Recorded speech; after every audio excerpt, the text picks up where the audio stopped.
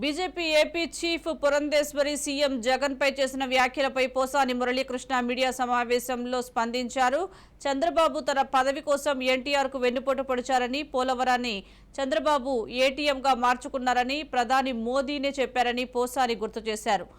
ఈ విషయం BJP chief పురంధేశ్వరికి తెలియదా అని ప్రశ్నించారు. ఎన్టీఆర్ పెట్టిన మద్యపాన నిషేధాన్ని చంద్రబాబు ఎత్తివేశారు. అప్పుడు పురంధేశ్వరి ఎందుకు ప్రశ్నించలేదన్నారు. ఎన్టీఆర్ వ్యతిరేకించిన కాంగ్రెస్ లో మీరు ఎలా చేరారు?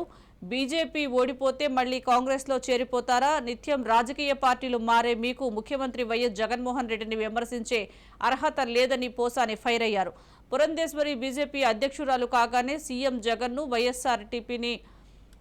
వైఎస్ఆర్సీపీని తిట్టడం మొదలుపెట్టిందని, చంద్రబాబు బంధువు దగ్గరి బంధువు కాబట్టి వచ్చి రాగానే అరెస్టుపై మాట్లాడుతోందన్నారు.